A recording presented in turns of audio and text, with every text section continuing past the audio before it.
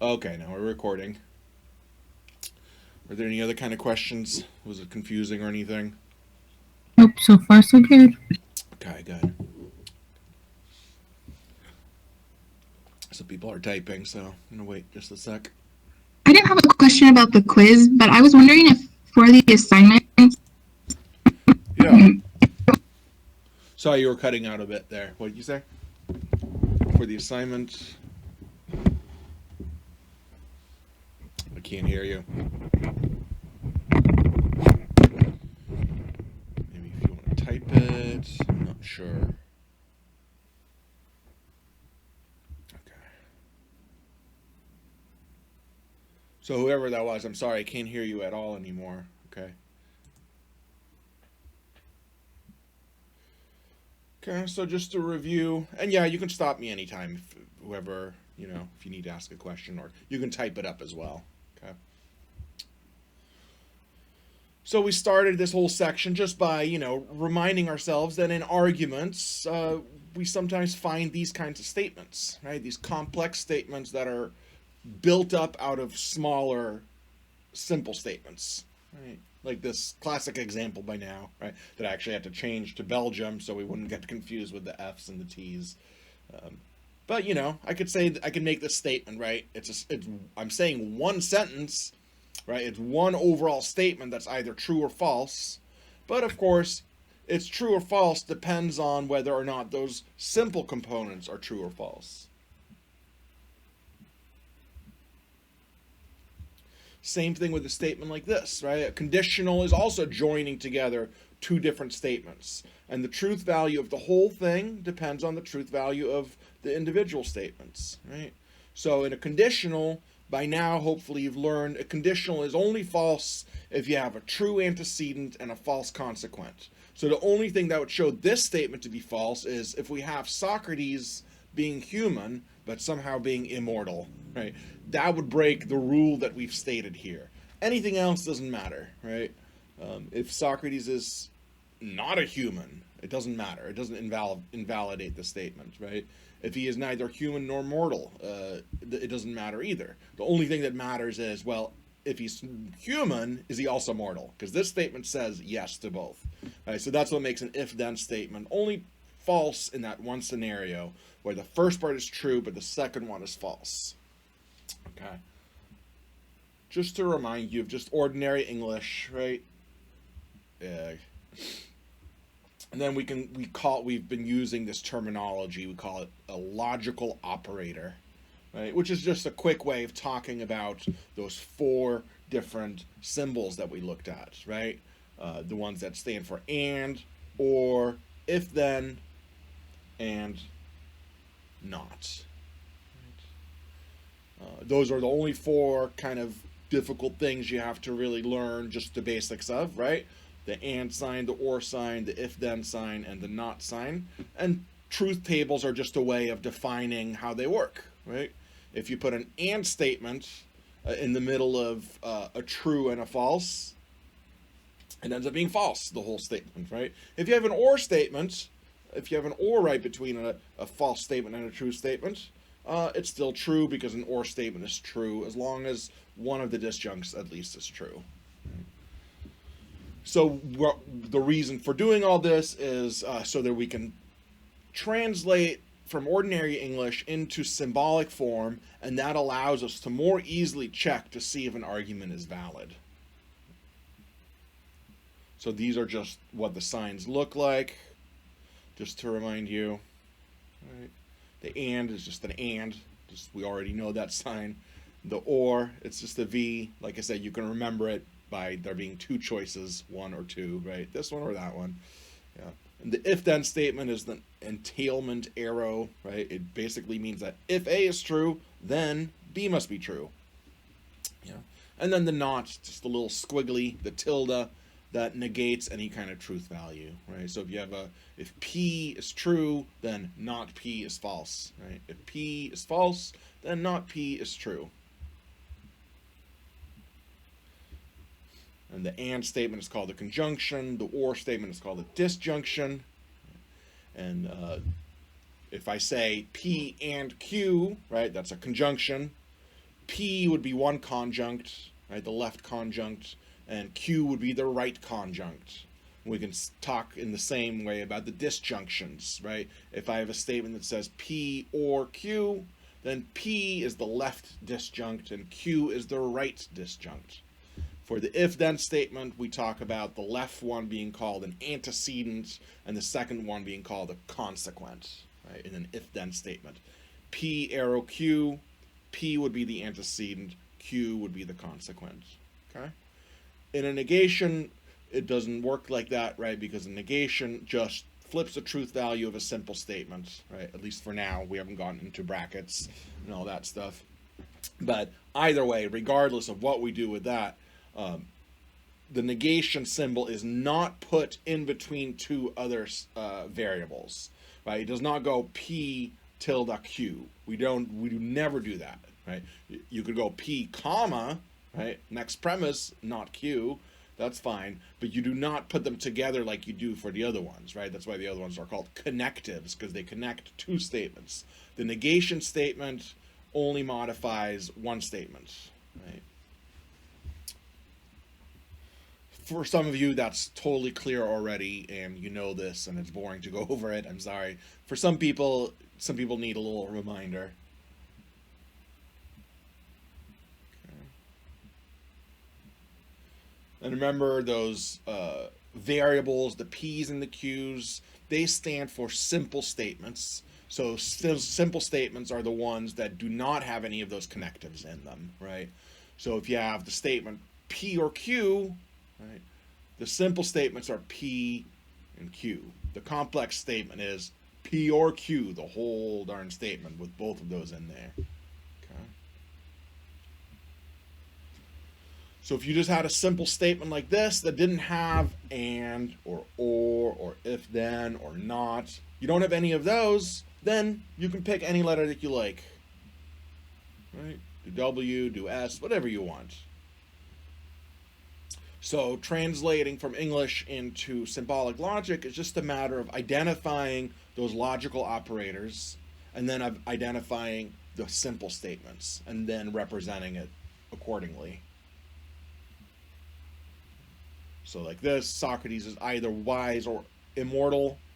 Right? This is actually a complex statement, even though it only has one verb in it. Right? It says Socrates is. So you might think that there's just one statement being made, but really there's two claims being made, right? Or, well, there's one claim that involves two simple statements, right? So the two simple statements are Socrates is wise or Socrates is immortal. So then we just use the or symbol to represent or, and some variables, whatever we want, to stand for Socrates is wise and Socrates is immortal. And then we put them together into this statement, right? So it's a basic disjunction. A disjunction. It's got the left disjunct, W, Socrates is wise, and the right disjunct, Socrates is immortal, I. Okay. Another example, this is with an and type statement, right? We could represent this with variables and the symbol as well, just like this, right? M stands for the music was loud. A stands for the alcohol was flowing. Okay. An if-then statement, same kind of thing. Right? You look inside the big statement to find the little simple statements and represent those with whatever variables you want. So if it's raining, then I want to go outside, we could represent it like this. P arrow Q, right? P stands for it's raining. Q stands for I want to go outside. Okay? The gnome is not drunk today. It's also a complex statement, even though it might not look like it, but the fact that the word not shows up in there, the fact that there's a negative, a negation, means that we have to take that negation out and represent it as the operator, the little tilde. And that means we have to take the simple statement out. This is kind of weird because you have to end up saying that the simple statement is the gnome is drunk today, right? Even though that's not what the statement says, of course. But you just wait, right? We'll represent the simple statement with whatever variable you want, just like we did for those previous 3 ones. It doesn't really change. And then you put the not back, right? Then you put it back just to say not D, right? D stands for the gnome is drunk. Now we've represented where it says it's not the case that the gnome is drunk, otherwise known as the gnome is not drunk today. Okay. Some people were trying to type. If there's any kind of issue, yeah, do let me know. No? Okay, I'll keep going. I'll keep checking down there. And so I had you do this exercise, right? This is actually, we did it in class a little bit. We went over it in class, and this is where all the people that show up to class benefited quite a lot, because you were able to use, hopefully, what we talked about. We went over all the answers, so it would have been very easy to get a 10 out of 10 on this one.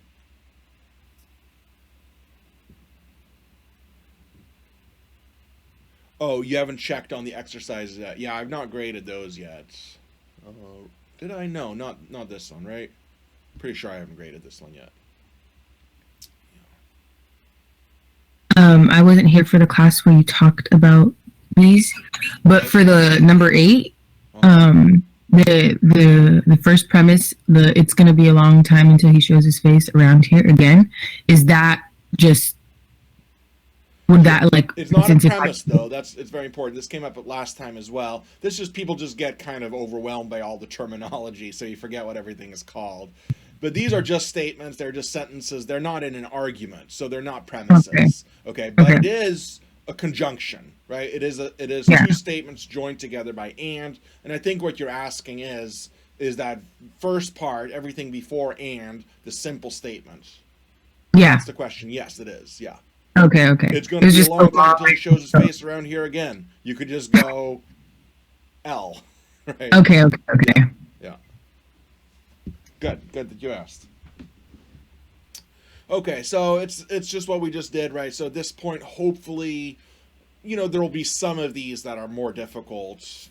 For example, 7 is kind of difficult because none of the connectives, as we've learned them by name, actually show up in there, right? Our concept of transportation will have to be redefined at some point, provided technology advances far enough.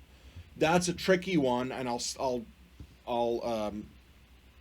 look at that one really quick. Yeah, it is a conditional. And if you're talking about 8, yes, 8 is a conjunction. And then, yes, then 7 is a conditional.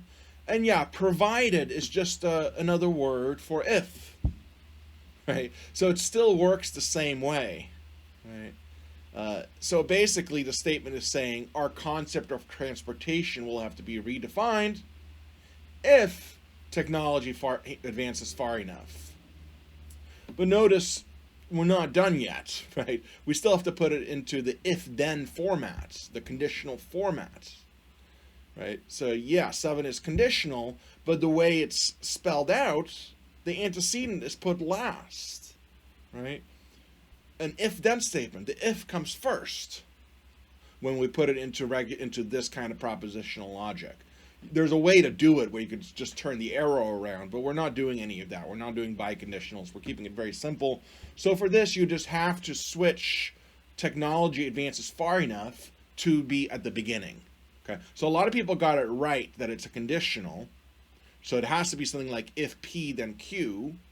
But P has to stand for technology advances far enough. And Q is our concept of transportation will have to be redefined at some point. Right, so properly putting it into conditional format would say, if technology advances far enough, then our concept of transportation will have to be redefined at some point. Right, that's what it would be, and then you'd pick your variables and put it back in. So you'd get, A, arrow, R, or something like that, right? So when there's that term provided, we would basically just flip them, right? Yeah, but of course, yes, you switch provided for if. You use if instead, so you understand what kind of sentence you're dealing with. Okay. Um, yes, that's right. But then you also have to change the order because in this case, they put the part right after if at the end of the sentence. But Okay. when we're using a conditional, we put the if at the beginning of the sentence. Okay. Sounds good. Yeah, yeah, exactly. And notice it could have it could have been easier. It could have said, provided technology advances far enough, our concept of transportation will have to be redefined. Right? It means exactly the same thing.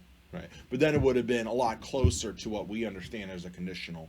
Yeah. So you just have to sort of think, are there different words being used for any of these symbols, for any of these operators? And if so, are they being used, for example, with the conditional, are they putting the antecedent last, right? We don't want to do that when we put it back into conditional, into propositional logic formats. But I'm not going to do a lot of stuff to make you worry about this or to get too confused about it. Just something you have to be aware of, and every now and then I might put something in there that forces you to think a little bit harder. Right? Hopefully the other ones are all pretty straightforward at this point, right?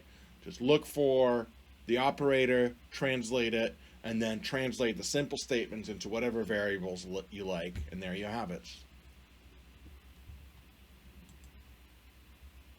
Good. Yeah, and so yeah, a lot of people got 7 partly right. They just didn't assign the right variable to the right sentence, right? The antecedent should have been technology advances far enough.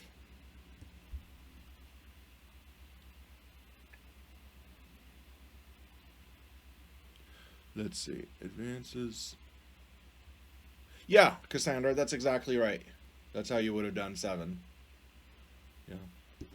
A arrow T, right? Where that first variable has to stand for technology advances far enough. And T, that second one, our concept of transportation, ...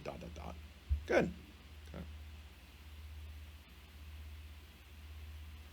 Well, Cassandra, if you were to tell me, what the variable stands for, you should put the whole thing in there.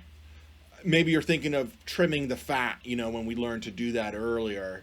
I think in this case you want to be specific, even though it doesn't tell us what the thing is. It's just feeling terrible is slightly more general than feeling terrible about the whole thing, right? So it seems like there's some information in there. Feeling terrible about the whole thing gives us slightly more information than feeling terrible, right? If you feel terrible about the whole thing, it means some sort of situation or some sort of thing you did or whatever it is. Right? Feeling terrible could mean you just have a headache or, So in this case, I don't think that's fat. It's a good question, but you would have to put all that in there. But of course, once you put it into a variable format, it just doesn't matter, right? So I'm betting he feels terrible about the whole thing. That whole thing could just be the variable B or T or whatever you want. Okay.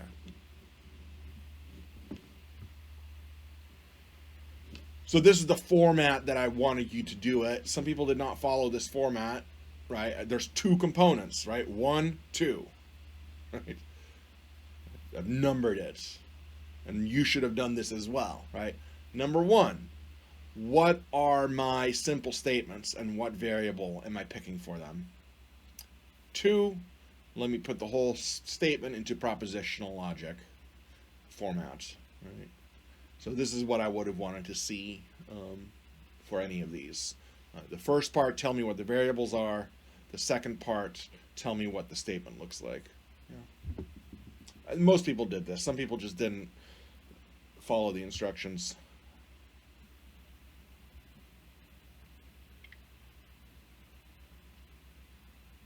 So that's just translating from English, getting us ready for all this stuff. But now we want to define those operators, right? Because remember, it depends what operator you put right in the middle when you're using a connective, right? If I say it's sunny and hot out, that's different from saying it's sunny or hot out. And that's different from saying if it's sunny, then it's hot out. Each of those are different statements. Even though the simple statements may be the same in each case, the overall statement is different depending on whether it's a conjunction, a disjunction, or a conditional, or if it's a negation. Right? In this case, we have a conjunction. And with a conjunction, of course, this is just consult your own intuitions about this. That statement is only true if both of the simple statements are true. If I say it's sunny and hot out, but it's not hot, then unfortunately I made a false statement. My conjunction would be false. Even though I may have been right about the sunny part, but when you're making a conjunction, you're saying that two things are true. They're both true, right? Whereas when you're stating a disjunction, you're simply saying at least one of them has to be true, maybe both. Right? With a conjunction, it's different. You're saying they both have to be true. And if they're not both true, the whole statement is false. It's different from a disjunction, like I just said, right? This is true just so long as either one side is true. If it's sunny, then what I said was true. If it's hot, then what I said was true. If it's sunny and hot, what I said is still true. This is not an exclusive or, right? Sometimes we do say P or Q, but not both, right? Well, we're not dealing with that kind of or statement at all. We're dealing with the everyday, straightforward statement where at least one of the disjuncts has to be true. Right? If they're both true, that's fine as well. So this tells us that the and or operator function differently, right? Because you could have the same truth value on both sides, but get a different one in the middle, right? For example, if it's sunny but not hot, then the first one is false. It's sunny and hot out would be a false statement. But it's sunny or hot out would be a true statement, right? So the same truth values for the simple statements, but the overall truth value is different because of the different way that and or work. So we can actually lay it all out with truth tables, right? Where we can really specify how and functions and how or functions and how the conditional functions and how the negation functions. So P and Q, for example, right? So this is how the truth table works. And it's important to remember this, right? That row right down the middle, I've highlighted here by circling it. Sometimes you can, if you're doing it by hand, I highlight it by circling each truth value. Okay. Sometimes in the slideshow, I'll just make it bold. Whatever the case is, I'm trying to emphasize that that's the truth value of the whole statement, right? So when I say it's sunny out and it's hot out, it's sunny and hot out, right? I've said I made one big claim. Right? Now, if it's both sunny and hot out, right? If P is true, so look right underneath P in the first row. Here, I'm gonna, just for the benefit of the people that are not quite sure about this still, right, I'm gonna go over here. Okay. Right. So this stands for it's sunny out. This stands for it's hot out. So let's suppose, these are four different possibilities.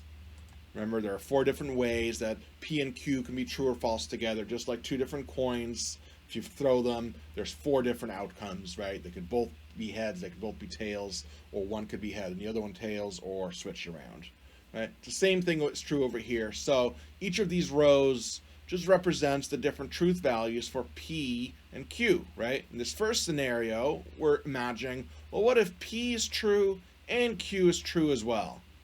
What does that do for the whole statement? Well, then it would have to be true, right? If it's both sunny and hot out, then my whole conjunction is true. So that's why I have a T right in the middle. And I put it underneath the conjunction sign. So that tells us that this is the truth value of the whole statement. Okay. Now we're imagining the possibility, what if P is true? What if it is sunny, but it ain't hot? Right? F, we put an F for Q, because Q is hot, but F means it's not. So then if I tell you it's sunny and it's hot out, but it's actually not hot, then my statement was false. Right? I said that it's both P and Q, that they're both true. But in this logical possibility, Q is not actually true. So in that in that world, in that quadrant, right, this statement would be false. And in fact, it's going to be false anytime either side is false. So in the third scenario, the whole statement is false as well, right here, because F is false. T is true, but for a conjunction to be true, both sides have to be true. And in the fourth possibility, where P and Q are both false, of course, the whole statement is false as well, right? Neither of the things I said was true. So obviously the whole conjunction has got to be false.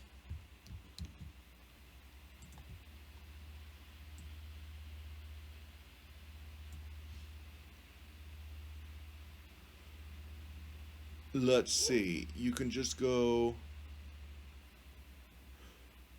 you mean a conjunction, Anna. A conjunction, yes. Yeah, a conditional is easy to be true, right? Conditional can be true in 3 different ways. A conditional is only false in one scenario, where you have a true antecedent and a false consequent.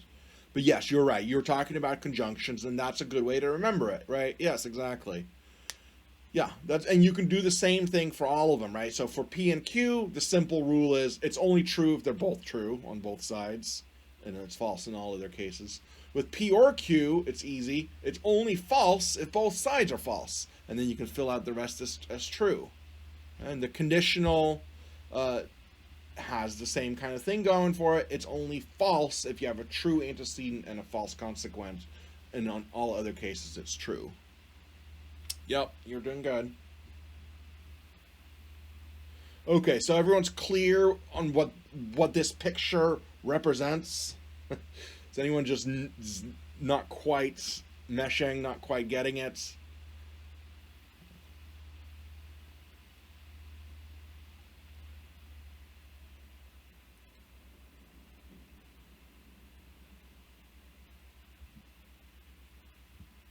And this looks different from if you put an or there, right?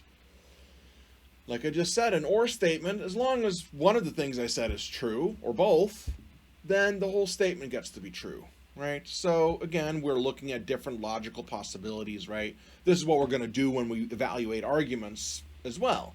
We're just looking, when you have 2 simple statements, 2 variables, there's just 4 corners to look at, right? There's the corner to look at where P and Q are both true. There's the corner to look at where P and Q are both false. There's the corner to look at where P is true and Q is false. And then there's the corner to look at where P is true, P is false, and Q is true, right? 4 different quadrants. So that's why we have 4 different lines here to look at. The first scenario is where P and Q are both true. If you have a disjunction, then the whole statement is true, right? Because at least one of the disjuncts has to be true. And so that means when you actually look at it, you'll find, right, that an or statement is true as long as one side or both of the disjuncts are true. But when it's false on both sides, then the whole statement is false. Again, this whole row represents the truth value of the overall statement given which logical possibility we're considering. Right? So if we're looking at the quadrant where both sides are true, then the whole statement is true. If we're looking at the quadrant where P is true and Q is false, the whole statement is still true. Same over here. Over here it's false because P and Q are both false. Okay. Sorry for those who totally get this, and it's, but I'd rather have some people be a little bit bored for a little bit of time rather than a whole lot of people just left behind.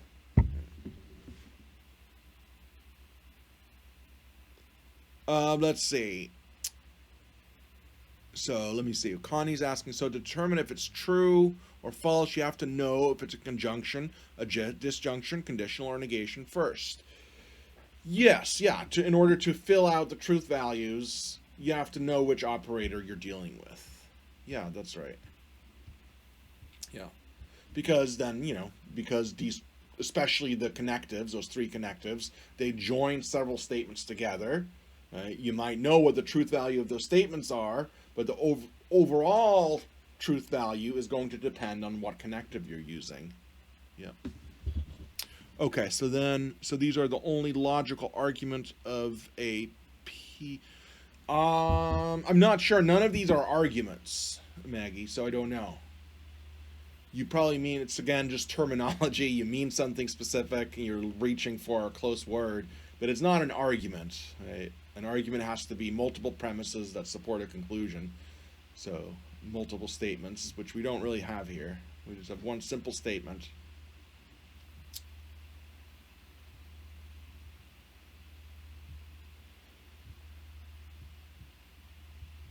Because, well, we haven't looked at the conditional truth table yet, right? So here we have the truth conditional.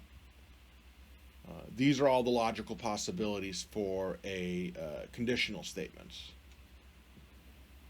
So yeah, maybe you meant the logical possibilities, and we're still talking about a disjunction. And yeah, that's all there are, right? Those are all the possibilities that there are, if that's what you meant.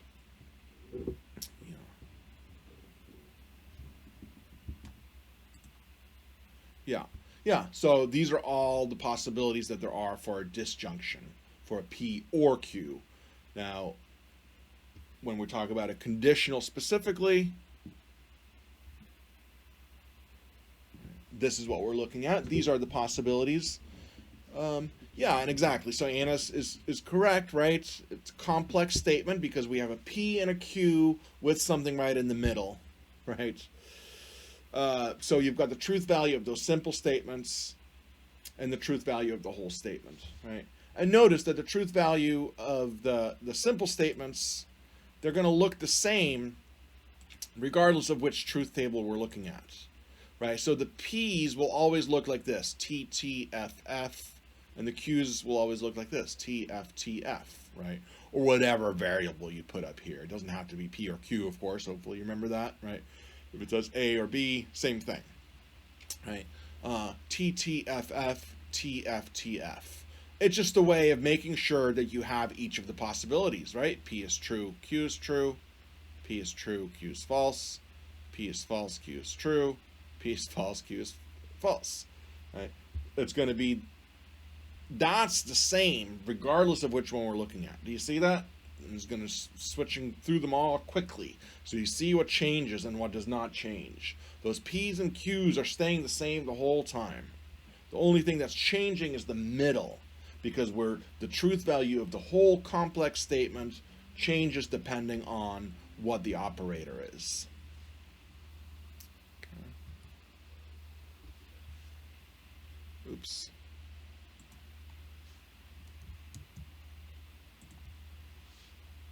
Okay, good. Oh no, I somehow got off. Oh man. Sorry everybody. My remote got turned off.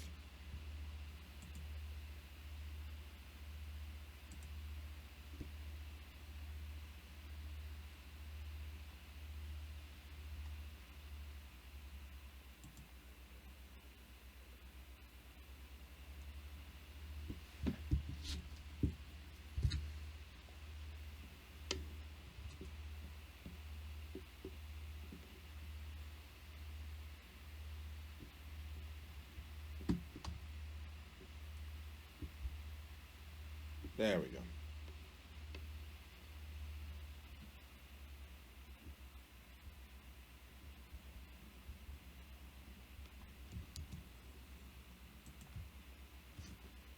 Okay.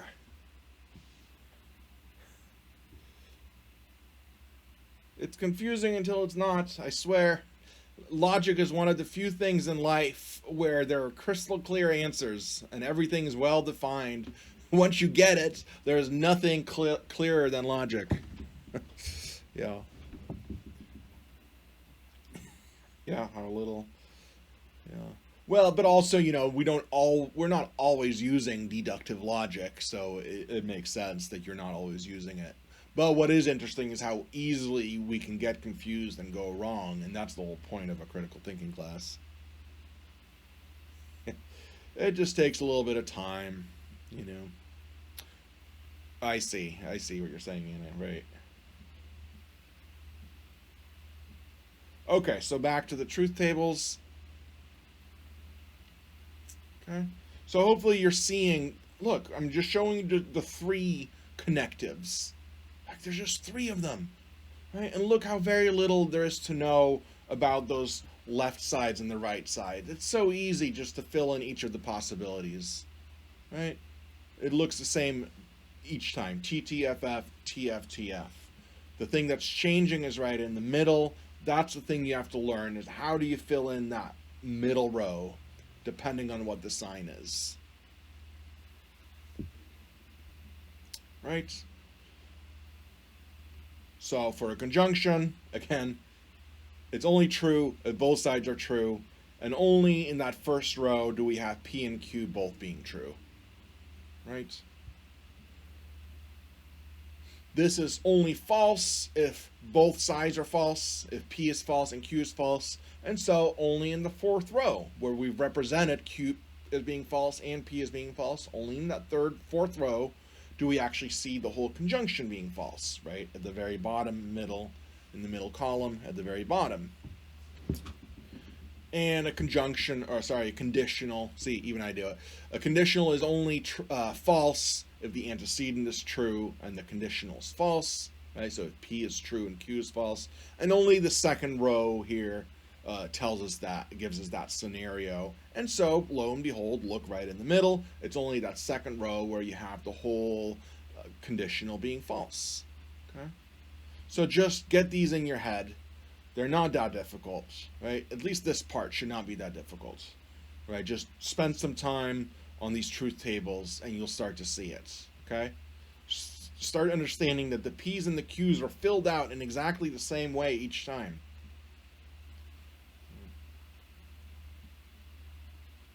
And then finally we have the negation. Why are there not four possibilities here? Because you only have one simple statement, right? It's again the coins. If you have a coin, it's going to land heads or tails, and that's it. P can only be true or false, right? If you have two coins, right, there's not just two possibilities, right?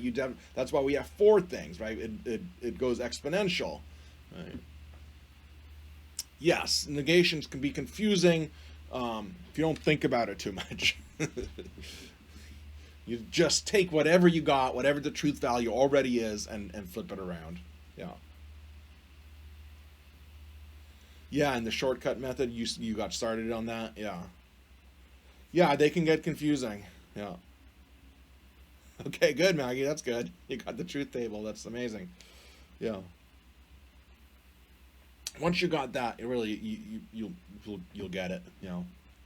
The negations are hard, right? Because you have to remember, if let's say I had not P as my conclusion.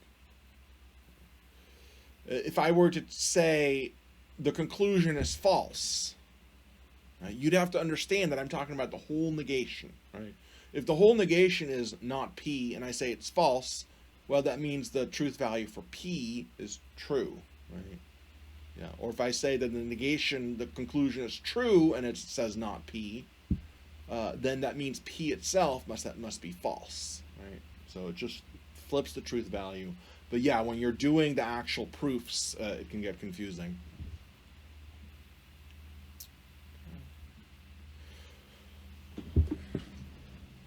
I guess I'll do this quickly just to show you, right, the valid argument forms that you've already learned. You can see that they're valid by looking at the truth tables, right? So here we have a P or Q type statement. Yeah, you do it for a while and then it's gone, yeah. Okay, so everyone's looking at the disjunction, right? You're looking at the disjunction table. Hopefully you understand the P's and the Q's are always going to look like that in both sides, right? It's going to go TT, TF, FT, FF. Or if you're filling it out like this, TT, FF, TF, TF. Okay?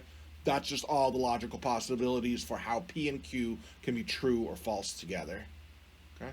Then the middle row tells us a disjunction is only false if both P and Q are false, right? You can see that middle row gives us a truth value of the whole statement, the whole disjunction, depending on the truth values for P or Q, right? And here you see it's always true unless both sides are false. So what you can do is actually you can look at a disjunctive syllogism, which we know is valid, right? P or Q not P, therefore Q, right? I'm going to Belgium or I'm going to Spain. I'm not going to Belgium, so I'm going to Spain. Everyone intuitively gets that that's valid. Well, we can simply we can simply look at those logical possibilities where the premises are true. Because remember, when you're testing for validity, that's what you're doing. You're seeing if it's possible to have true premises and a false conclusion. That's just in a nutshell what you're looking for. Is it possible for this argument to have true premises and a false conclusion? If the answer is yes, then it's invalid. If the answer is no, then it's valid. Right? So let's just imagine that that's the quadrant we're looking at, right? Let's only look at those logical possibilities out of the 4 possibilities that there are, where both of the premises are true. Right? So if we look at the first premise, P or Q, where is that true? Well, that's true in 3 out of the 4 quadrants, right? There's 4 logical possibilities, and that premise is true in 3 out of these 4 scenarios, right? You see T, T, T right in the middle, right? So we're just assuming, let's just look at that world where the premises are true. So now we've narrowed it down. Right? We don't care about the last quadrant at all. Is the third premise what you wrote out? Not sure what you mean. Yeah.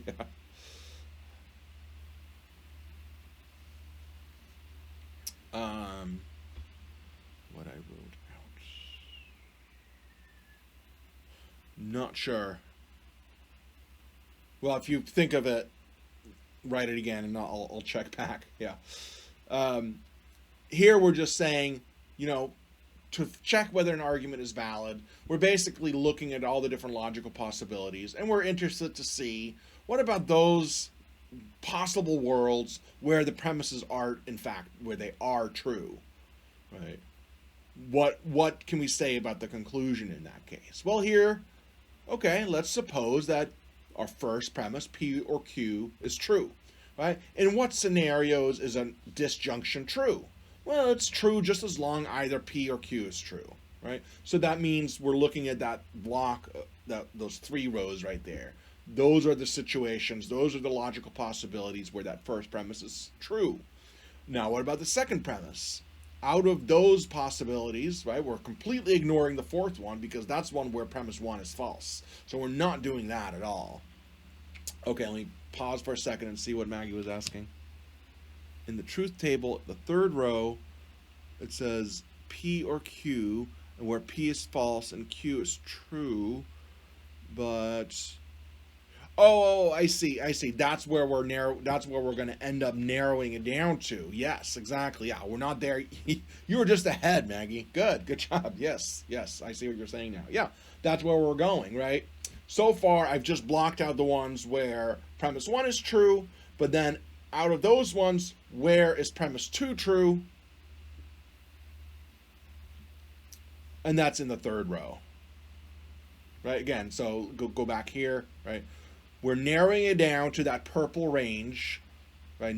We're going to completely ignore the last row, right? The FFF row, because that's one where premise 1 is false. And that's not something that's valuable to us when we're searching for validity. The only thing we care about is that combination of true premises and a false conclusion. Just like by the way, just like in a conditional, the only thing you're really looking for is a true antecedent and a false consequence, right? When you're looking for validity, you're looking for the same type of thing. You're looking for all true premises and a false conclusion. If you cannot find that, the argument is valid. Yeah, so here we're doing that. Now, out of these possibilities, out of these first 3 rows, which one represents not P as being true? Well, remember, if not P is true, then P is false. Right? And that, as Maggie pointed out, is the 3rd row. Yes, exactly. And that's all we get, right? Then we're done. That's all the logical possibilities that there are. There's only that 3rd row. If you assume the truth of the premises, it has to be in that 3rd quadrant. That's the only place where all the logical possibilities, that's the only place where all the premises are true. And notice, in that place where all the premises are true, Q is also true, automatically. Good, yes, nice. At least temporarily, right? Yeah. Well, we'll see it again. The conditional. Let's do a modus ponens. I know we did all of this, it's review, but I think it's good to do. We're going slightly faster than last time, so we can do the same thing here, right? We've represented all the different possibilities for P and Q, how the different ways that they can be true or false together, just 4 different ways, both true, both false, and then one being true, the other one false, and then switching it around. I don't know if I probably don't have to say that every time anymore. And then you have the middle values. That's the truth value of the conditional if P then Q, right? Basically the truth value of that first premise. So we're going to do the same thing. In which of those rows is premise number 1 true? So I'm just going to ask you that again like I did last time. Maybe it'll be easier this time. In which one of the rows is premise number 1 true?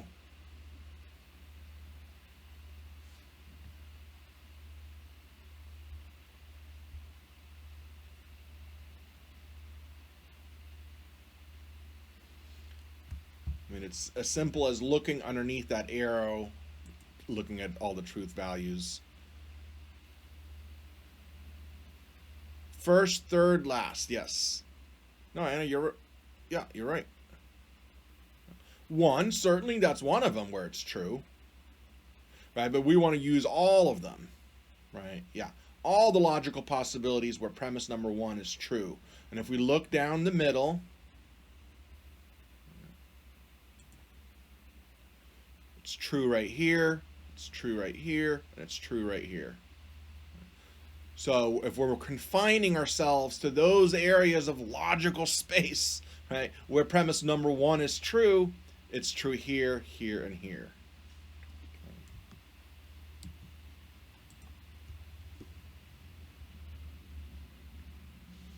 Okay. So now we're confining ourselves just to those 3 quadrants. We're not worried about the second one anymore. That's one where the first premise is false. So we don't care about that. Again, we're always just looking for the possibility of true premises, false conclusion. Right? You're not looking for true premises and a true conclusion. I know that can get confusing, but when you're trying to prove deductive validity, you have one thing on your mind only, and that's finding that gremlin.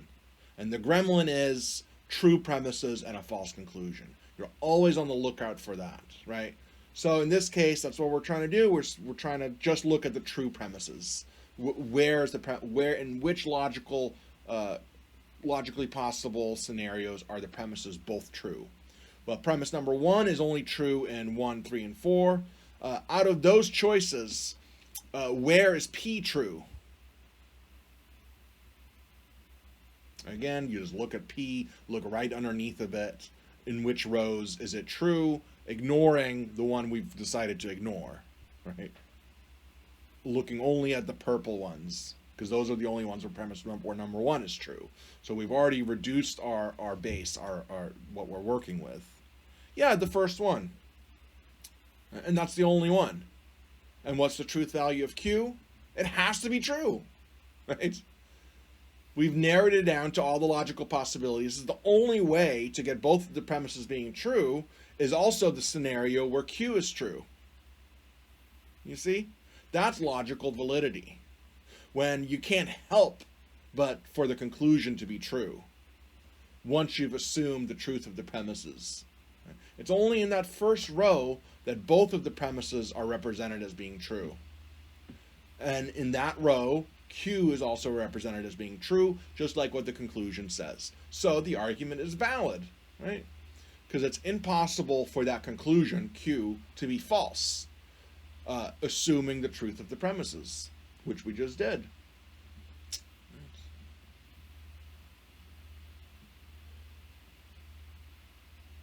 But now, if we do an invalid one, we get a different kind of scenario, right? Everything else still looks exactly the same, right? The truth table looks exactly the same still. Even the first premise is the same. So we know we're just dealing with these three possibilities again. But now, out of those three possibilities, where is Q represented as being true? Which rows or row?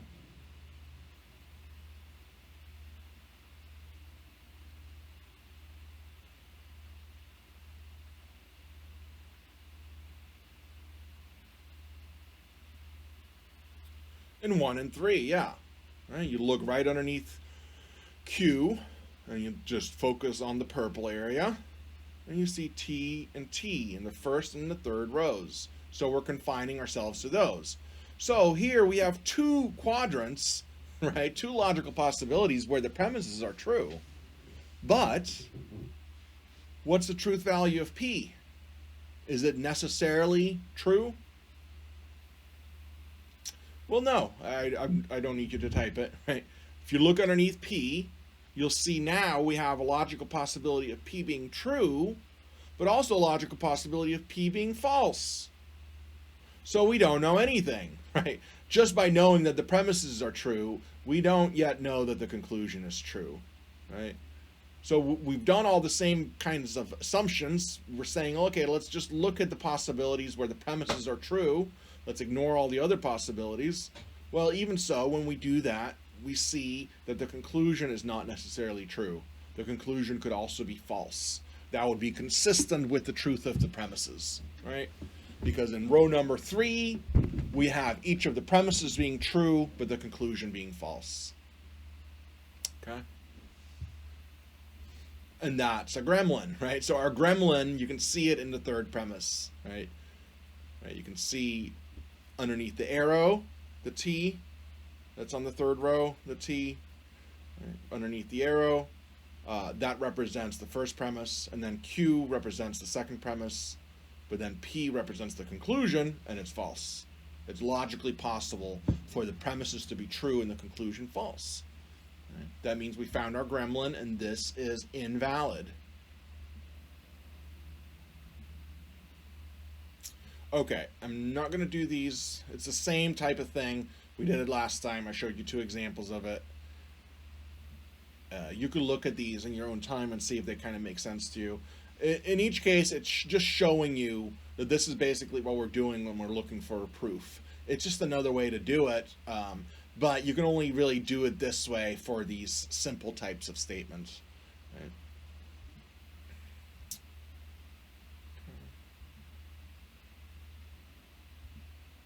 So then we went on to arguments as a whole, truth tables for arguments. Where we're doing the same thing. We're looking at all the different possibilities. What we just did. This is just all telling you again what makes something invalid or valid. I'm not going to read all this. We use this example, but let's not do all this again.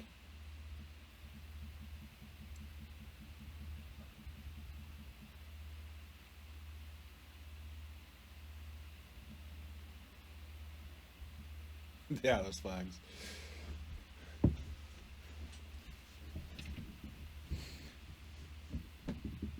Okay. So if you look at this might look a little confusing at first.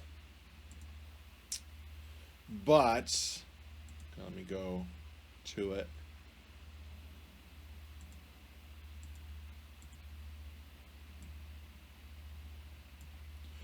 This is the argument over here, right? This is the disjunctive syllogism. I hope everybody sees that, right? So over here we have premise number 1, P or Q.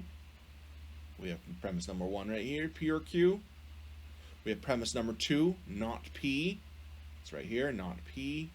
And then we have Q. Q right here is our conclusion. Right? Remember these little dots, they basically just represent this line here. It's just separating the premises from the conclusion. So we have premise 1, premise 2, separator, conclusion. Okay? Is that clear? Then this argument only has 2 variables, nice and simple, just like we're used to. How many logical possibilities are there for two variables? 4, of course, right? So that's what the P's and the Q's are doing here outside of the argument. It's just to remind you of what a truth table is going to look like, right? It's always going to go T, T, F, F, T, F, T, F, right? Logical possibility number 1, P and Q are both true. Logical possibility number 2, P is true, Q is false. Possibility 3, P is false, Q is true. Possibility 4, P and Q are both false. All right, so then we're looking at this argument line by line for each of these possibilities. All right, so what we're doing for line 1, taking this value, this truth value for P, and putting it underneath the P's over here. Taking the Q, the truth value here is true, putting the true underneath Q. You see what we're doing here? And we do the same thing for P over here. P is true in each case, and Q is false in each case. And here it switches. P is false, P is false, Q is true, Q is true. And here F and Q are both false. Boom, boom, boom. Pretty clear, hopefully. So once you have that filled in, those are all the logical possibilities. Then you go through and just consult your truth table, right? So if you had all these filled out on the left and the right side, then you just go in, use your truth table. You remember that an OR type statement, a disjunction, is only false if both sides are false. So you have a false right here, and a true here, and a true here, and a true here. So now you've got your truth value locked down for your first premise for each of these 4 possibilities. And then you do the same thing for P, right? We're looking at the logical possibility where P is true, so then not P must be false in this case. Same over here, but here P is false, so not P must be true. P is false, so not P must be true. So now you can actually look at all the different ways that the premises can be true together. And it's only true in the third row, right? If you look at the highlighted, we have a true premise and a true premise and a true conclusion. Well, good, because this is a disjunctive syllogism, right? So we already know that that logical quadrant, that third row, is the one where Q is true, and there's no other logical quadrant where the premises are true and the conclusion is false. Sure, the conclusion is false here and here, but all the premises weren't true. So that we did not find our gremlin.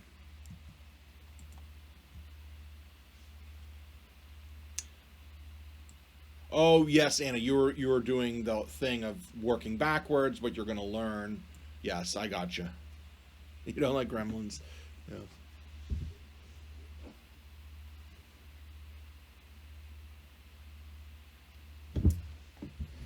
Well, so we found no gremlins here, right? Basically, and so you can you take away just so you can see more easily, right?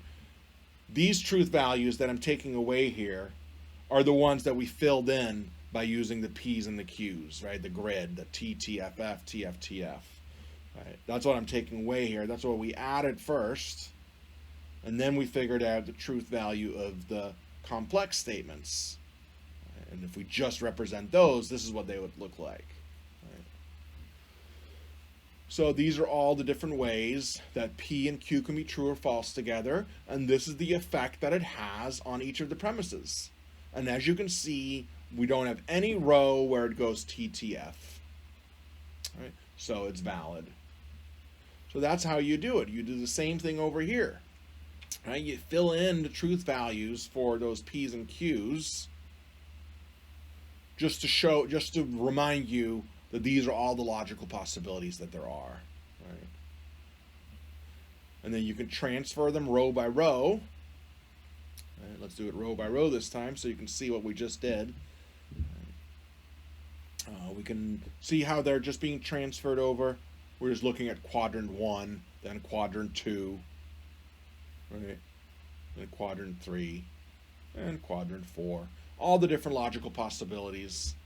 You know? And look, P, the second premise is a simple statement, so we don't have to do anything. Q, the conclusion, is a simple statement, so we don't have to do anything. So those, the truth value for premise number 2 is locked down. The truth values for the conclusion is. You lost me at this simple way of doing it. Which part? The carrying over part. Okay. Well, I mean, you understand when we have a truth table, right? There's 4 different possibilities. Did you get that part? Because P and Q can be true or false together in 4 different ways. You got that. So, we're just going to look at those possibilities for P and Q, first of all. And that's what it looks like, right? P and Q can both be true. P could be true, Q could be false, etc. You've got that? Yeah. And I'm just sort of putting it to the side. You don't even have to do it this way. You could just plug it directly in if you wanted to. But so far, that's what we got. So now we have 4 different logical possibilities. So you can look at each of those as a quadrant, right? Remember, we're looking at logical space, and when we're dealing with 2 variables, there's 4 different sections to look at. So here we have 4 different sections, 4 different rows. So let's look at row number 1. You did the whole truth table with the middle in it, but only after, right? Because we want to make sure that we're looking at each of these in its own right. So, and I'm not sure, you may have done it, you know, if I just put it all ahead of time like this. You know, you may have done this part correctly. But you should not go underneath the arrow TTFF just like that, right? You first have to figure out the truth value of the variables that you're working with. And that depends on which row, right? So we're looking at the row where P and Q are both true. Right? So do you see the carrying over now? That's because we're looking at that first row where we have the P and the Q and the true underneath the P and the Q, and now we're making the whole argument like that. And then just the next row, exactly. So I'm not filling in the middle yet. Yeah, okay, good. I'm simply going through it row by row, just like as we've been doing, right? There's just only 4 different ways that P and Q could be true or false together. So we're looking at each of those possibilities. Yeah, and Maggie, on the first row, P entails Q, or if P then Q will be true. Yeah, there's slightly different ways of doing this, right? There's some different conventions sometimes, and it's hard to know which ones are okay and which ones are not. But if you're getting the same result, then it's okay. Okay, so we're just carrying line by line. We're looking at all the different possibilities that there are, and then we just have to fill in those middle values, right? Basically the truth value for premise number 1. We don't have that yet, right? In order to evaluate the argument, we want to make sure that we're looking at all the rows where the premises are true, and then to see if there's a false conclusion in there somewhere. Right now we've got our second premise all locked down, right? We have P being true in the first 2 situations and P being false in the second 2 situations. Now we just have to see what the truth value is for the first premise, the conditional. And for that, you either just remember that it's only false when you have a true antecedent and a false consequent, or you just consult your truth table and look just plug it in, right? So this is what you end up with. And then again, just to focus on the actual premises rather than simple statements within the complex ones, right? We want to just look at each of the 3 rows and now ask yourself, is there a row where we have true, true, false? Is there a gremlin? No, there is not, right?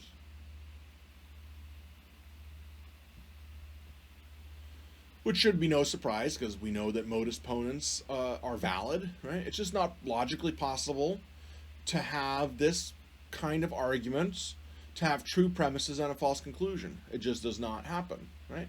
How do we know? Well, we just showed it. We looked at all the logical possibilities, right? We're sort of going through everything in this painstaking way, right? Not just saying, oh, I've looked at the possibilities. actually looking at all the logical ways that this could pan out. And this is it. This is the only way that the argument could work out. Right? In no situation would you have a modus ponens with true premises and a false conclusion. It's just not logically possible. Right? We've just shown that because we've looked at everything that is logically possible. Now, what about something like affirming the consequent? Right? Well, we do the same thing. The P's and the Q's.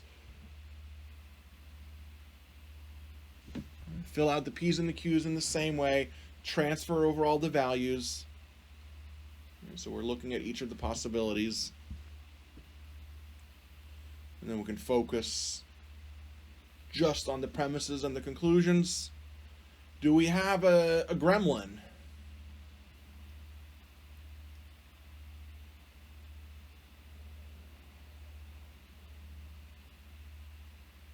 Do we have a gremlin here? We filled out all the logical possibilities for this argument. Right? This is all the different ways that the truth, that the premises can be true or false together, and with the conclusion, all the logical possibilities that are allowed. Is there a possibility of getting true premises and a false conclusion?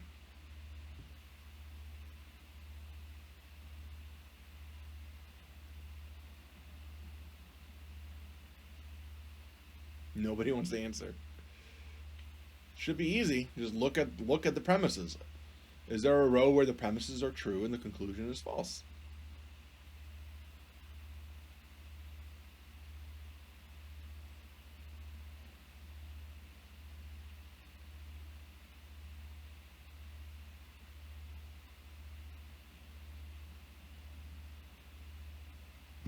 Okay, let's see.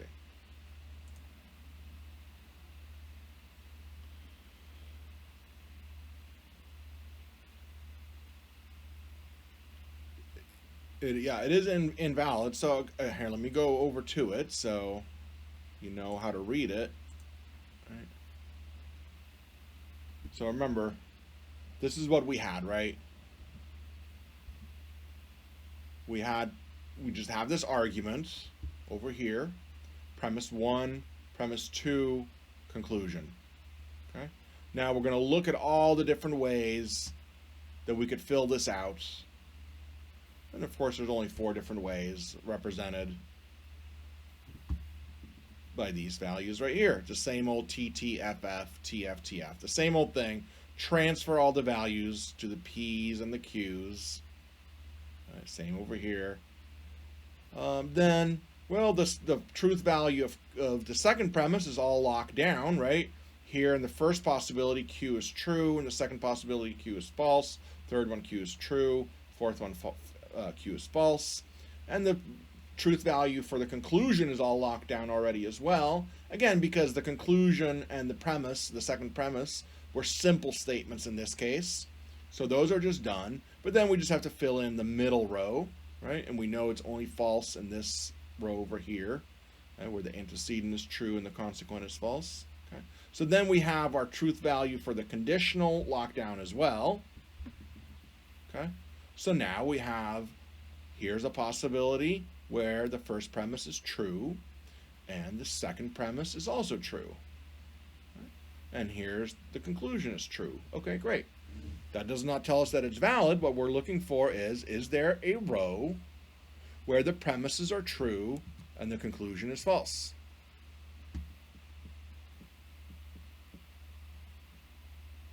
Third row. Yeah, exactly. If I ask, is there a possibility that the premises are true and the conclusion is false? Look at each of the 4 possibilities that there are. That's what we mean by the possibility. They're laid out in front of you. This isn't some abstract possibility, right? We have all the possibilities represented right in front of you. There are just 4 possibilities. If we're following the rules of the game, right? If we're following the rules for the conditional, for example, this is what you end up with, right? These are the logical possibilities. And yes, in this case, the third row shows that it's possible for an affirming the consequent type argument to have a false conclusion, even when the premises are true. That's a gremlin, right? That's a problem. That's what you're looking for when you're doing it in this way, right? You're looking for a row where all the premises are true and the conclusion is false. And so how do you do that? Well, look underneath each of the premises, right? If it's a simple premise, like Q, you can just look right underneath it and you're done. If it's a complex one, like if P then Q, well, then depending on what the truth values are for P and Q, you then have to use your truth table to fill in the middle row. Now you've got your truth value for that second premise as well, and this is what we end up with. Right? Still just only 4 logical possibilities, because P and Q can only be true or false together in 4 different ways.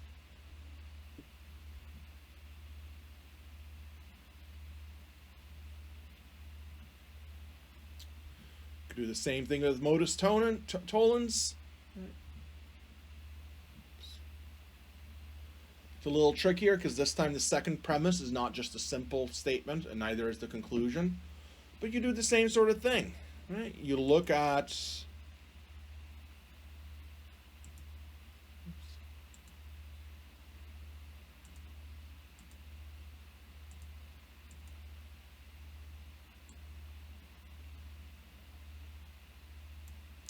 doing the same sort of thing, right? TTFF, TFTF, just like for any truth table. These are the 4 different ways that P and Q can be true or false together. So that tells us there's only going to be 4 different logical possibilities for the argument. And we just have to just painstakingly go through and fill them all out, right? This first row, you make P true, Q is true, Q is true, P is true. But then you figure out, well, what's the truth value of the first premise then? If P and Q are both true, well, it's a conditional, so it'll be true. What's the truth value of the second premise? If Q is true, see, this is where the negation stuff, people get tricked by this, right?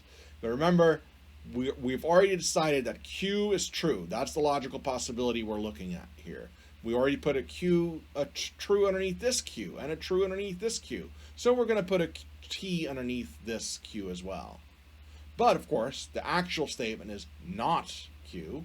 So that means we put an F underneath the tilde to represent the truth value of the second premise, right? So where Q is true, that second premise is going to be false, right? Pretty obvious, because Q is represented as being true, and the negation flips it, right? It's the same thing on the third row over here, where Q is true. Right? Q is true, and that makes not Q false. Right?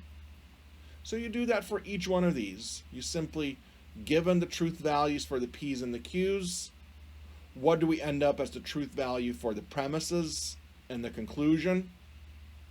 Right? Then you do the same thing over here. You make P false and Q true, right? Etc. You're just staying consistent, and then once you've figured out the truth value of the simple statements, you go through and figure out the truth value of the complex statements, right? Once you have those locked down, then you can look at it a little more easily and ask the crucial question, right?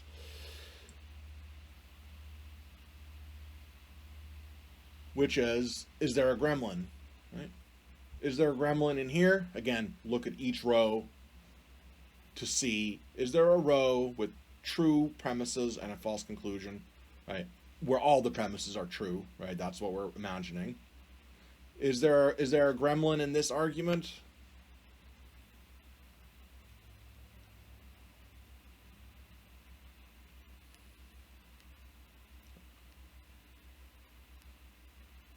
Yeah, there's no gremlin. You got that part. Good, good. Anna, the last row, you said something was happening? And you mean the last row or the last column? You mean the bottom 4th row?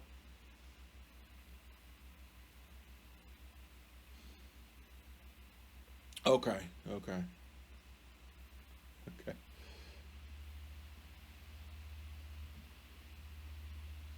So you could see there's no gremlin here. Okay. Now, when you're doing this by hand, on the computer for this presentation, I made the truth values of the premises and the conclusion, I made it bold so you could see better. You see that? So underneath the arrow, right, that represents the whole conditional, all the T's and the F's are bold. Underneath the negation by not Q, right, because the second premise is a negation, they're all bold, right? That's just to keep track of the truth value of the premise versus the truth value of the simple statements. What you could do when you're writing it is simply circle it. That's what I do. If I do it on a blackboard, for example, I would just circle the truth values for all the premises. So then when you look at the whole table, you can quickly scan to see, do I see a TTF, right? Because that's what you're looking for. All right, again, when you have two variables that can only be true and false, then there's only 4 ways to be true and false together. So that's all you have. And so then you simply look for TTF, right? If you have 2 premises, you only have to worry about the truth of 3 premises. So you just have to go, is there a TTF? If there's 3 premises, then you're looking for a TTTF. Right? But in all cases, it's the same thing you're looking for. Is it logically possible to have all the premises being true while the conclusion is false? Right? Modus tollens, we know ahead of time it's valid, so we're not going to find a gremlin, but here we've proven it. We've shown it to you. All we've done is looked at the logical possibilities and then worked with the rules of the negation and the rules of the conditional. That's all we've really done. There's 4 possibilities. That's all there's only so much you can do, right? And then you just look at the truth value given how the operators work, how the if, then, or, and negation work. Right? Then once you've done all that, then you just look at it. Is there a TTF? Nope.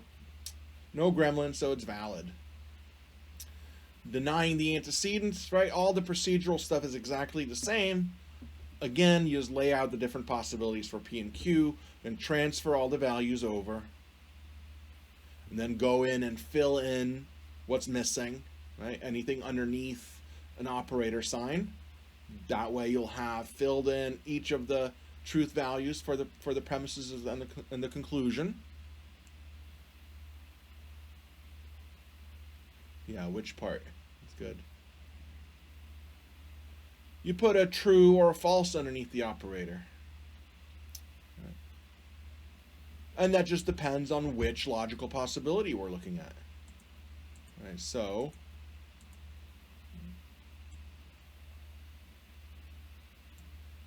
oops. So notice I'm skipping a bunch of stuff, right? That oops. I skipped some of the steps, right? So, for example, in row 1, first you have nothing underneath here at all, right? You have nothing. But you go ahead and fill in the P's and the Q's. You go ahead and fill in the P. You go ahead and fill in the Q right here. Then you go back and look underneath the operators. If P is true and Q is true, then my conditional is true. So I put a true right there. If P is true, that's the logical possibility we're looking at here, then what do I put underneath not P? I put an F, because the not switches the truth value of whatever it is negating. Right? Same thing over here. We're looking at the possibility where Q is true, so what do I put underneath not Q? I put an F. Yeah. So it's the same thing for each of these. You'll start out with not having these at all, right? You're figuring out those truth values depending on the truth values of the simple statements that you plug in first. Then you use your truth table or your own intuitive understanding. Well, for the second row, for example, we're looking at the possibility where P is true and Q is false. Well, we know that that's when a conditional is false, so then I would put an F here underneath the operator. Yeah, so that's what we mean by underneath the operator.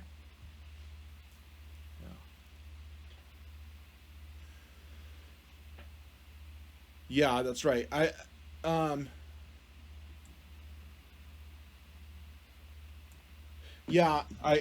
guess I should have flagged that a little bit more. or gone through and done these line by line as well. I'd kind of hope that by doing the one line by line, that you can kind of see what's going to happen in all the other cases, right? So all we're doing in each case is what we did over here. Oops. Right. So we're doing the same thing for all of them, right? So here, right? So you plug in those values, and then you go in and go underneath the operator to give you the truth value, right? You fill in these, and then you go through and fill out the truth value of the operator, depending on what you had just filled out, right? So this is all just transferring. You see that? We have the P and the Q way on the side with all the different possibilities, and then we're looking at each of those possibilities within the argument, right? And transferring all the different possibilities over into the argument for the simple statements. And then you go through, in this case we just have one complex statement, that's the conditional. So then you just consult your truth table and fill it all out in the middle, just like this. You see? So we're doing the same thing here. Okay. We're just doing it very quickly. It's as though I filled it all out in the same way. Step one is just transferring the truth values of those simple statements of the P's and the Q's. And then step two is filling in the truth values of the complex statements. And then once you've done that, then you know what the truth value of the premises are. And then you can go check for the gremlin. So basically, filling out the logical possibilities that there are. If there's two variables, there's just 4 possibilities. So it's always going to be a truth table like that.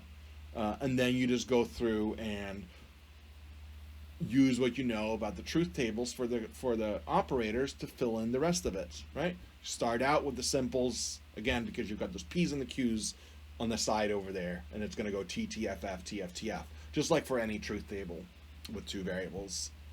Those are your 4 logical quadrants. So you're just going to look at how the argument performs in each of those quadrants, right? In the first row,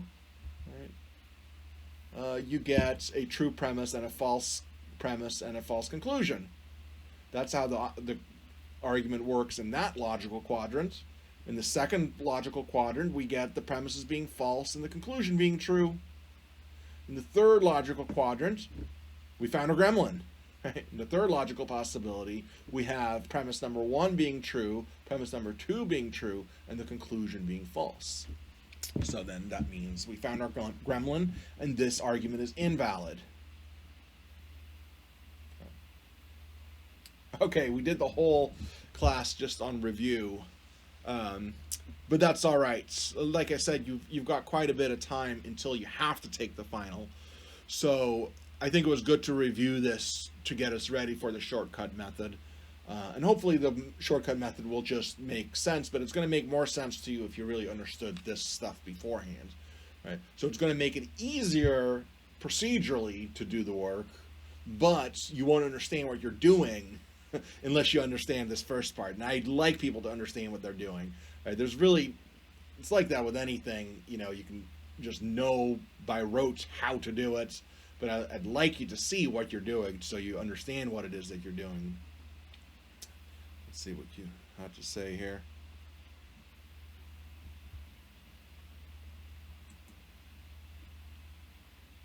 Yeah, after the shortcut method, you'll be ready for the test. Yeah.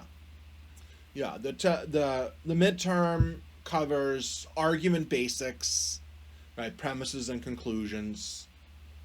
It covers inductive versus deductive, argument structure, propositional logic, and then doing checking for validity using either truth tables or shortcut method. Oh yeah, the practice video. Yeah, I could try to do more of that. I was actually lucky that I had one still from last semester, and I could do that again. So everybody, I hope you're aware of that, right? That there's some practices available for you to do that I put on Canvas, and then I also have me going through those, so that might be helpful as well. Yeah, so do that. And I could possibly either I have more from last semester, or I can make some more as well. Just a quick little thing that's not like this where I'm talking to you, but just going through the exercises. So I could do something like that again. You know.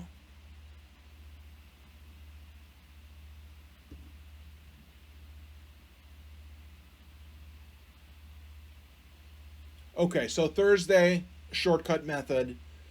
We'll start it, and then on Tuesday we could do a little bit more, and on Thursday I could review a little bit. I don't know if you're waiting to take the midterm till later or not, but you certainly can, right? You could wait until Thursday after class, or you could take it on Friday, and again you have a long time. I gave everybody a long time to do it, and it's open book. The video should be just all on Canvas, either on this week or last week, wherever it is, but they should all be available. You know.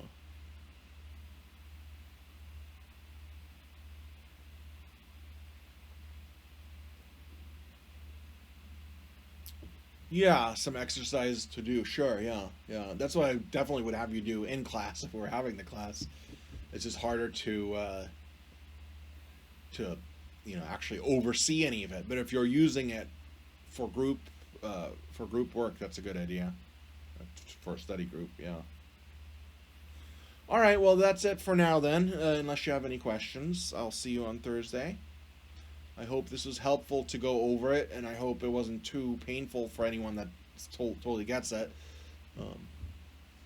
Okay, good. Have a good day, everyone. Hey, Tim, I had a question. I'm sorry. I tried asking it earlier and then it cut me out and kicked me out of it. That's right, yeah. Yeah, sorry. I tried to submit my propositional logic assignment last night as a PDF. Oh, that's right. I just got your email. Yeah, I'll figure out some way to accept that. That'll be fine. Okay, thank you. And I'm sorry. I get the PDF, then I can just give you the credit for it. You know. Okay, thank you. Yep. And I didn't realize I wasn't trying to not follow directions with the thing. I just wasn't sure about writing out the simple statements, how exactly you wanted us to do that. I wasn't sure what you meant by that. So well, yeah, sorry. If it was the type of thing where you just didn't feel like writing out the whole sentence, you're just telling me which sentence, if I understood what you meant in that way, then it's not a problem. No, okay. Yeah, I wrote it out. I just I didn't write them out in separate. It says I wrote about the letters above each part of the sentence, writing it, but I didn't write them out as separate. That works as well. It's mostly just so you understand the idea of taking a simple statement out of a complex statement. Just so you understand, as long as you're getting that piece of it, that you have an and statement, that one of the conjunctions is its own statement as well with its own truth value, so that's the main part for that. If you're doing that, that's fine. Okay, cool. I got that part then. Okay. All right. Well, thank you. Yeah, thank you. See y'all on Thursday. I don't know why I just said it like that. It sounded weird. See y'all on Thursday.